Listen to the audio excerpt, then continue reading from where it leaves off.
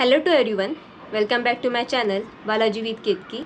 आज हम डिस्कस करेंगे इरिथ्रोब्लास्टोसिस फेटालिस इस टॉपिक को। ये टॉपिक है बॉडी फ्लूइड्स एंड सर्कुलेशन इस लेसन में से। इरिथ्रोब्लास्टोसिस फेटालिस ये एक न्यू लैटिन वर्ड है। यहाँ इस टर्म में इरिथ्रो का मतलब होता है इरिथ्रोसाइट, मतलब आरबीसी। ब्लास्टोसिस का मतलब होता है ब्रेक डाउन या फिर डिस्ट्रॉय होना, और फेटालिस का मतलब होता है फीटस। तो यहाँ पे फीटस के आरबीसी डिस्ट्रॉय होते हैं, फीटस के आरबीसी का ब्रेकडाउन होता है। लेकिन क्यों होता है ये? क्योंकि यहाँ आरएच ब्लड ग्रुप का मिसमैचिंग होता है। जैसे हम सब जानते हैं कि जब भी ब्लड ट्रांसफ्यूजन होता है या फिर ब्लड डोनर से रेसिपिएंट को दिया जाता है, तब डोनर और रेसिपिएंट ये दोनों का ब्लड आपस में मैच होना चाहिए। हम किसी का भी ब्लड किसी को भी नहीं देते। अगर हमने ब्लड दे दिया बिना मैच करे, हमने ब्लड दे दिया रेसिपिएंट को, तो फिर आरबीसी में क्लम्पिंग होती है, आरबीसी का डिस्ट्रॉय होना शुरू होता है। हम जो केस डिस्कस करेंगे वो एक स्पेशल केस है आरएच इनकॉम्पिटिबिलिटी का, मतलब आरएच ब्लड ग्रुप के मिसमैचिंग का। तो ये कैसी होती है मिसमैचिंग, आइए देखते हैं। इरिथ्रोब्लास्टोसिस फेटालिस होने के लिए मदर का ब्लड ग्रुप होना चाहिए आरएच नेगेटिव और फिटस का ब्लड ग्रुप होना चाहिए आरएच पॉजिटिव।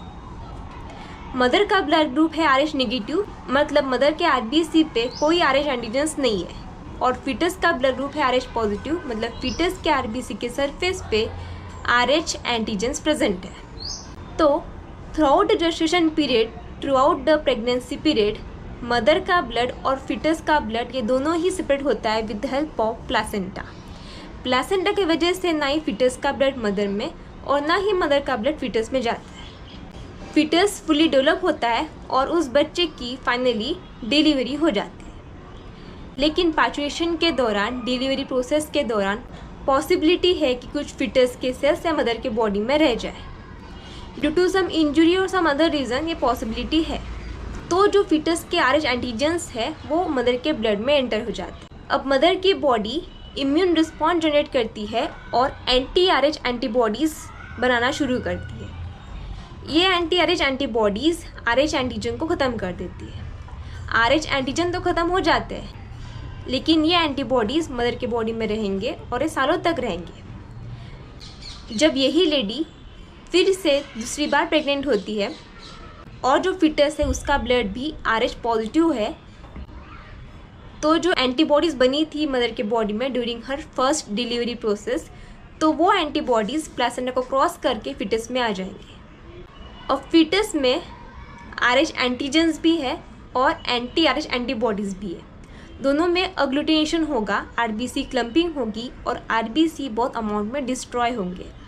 इसी कंडीशन को हम कहते हैं इरिथ्रोब्लास्टोसिस फेटालिस, क्योंकि यहाँ पे फीटस के आरबीसी का डिस्ट्रॉय हो रहा है। इसी को दूसरा नाम भी है हीमोलाइटिक डिसीज ऑफ न्यूबॉर्न। यहाँ पे हीम मतलब आरबीसी, लाइटिक मतलब ब्रेकडाउन, तो आरबीसी टूट रहे हैं न्यूबॉर्न में। अब फीटस के आरबीसी बहुत अमाउंट में डिस्ट्रॉय होते हैं, तो फीटस को सीवियर एनीमिया, जॉन्डिस भी होता है और उस फीटस की डेथ हो जाती है।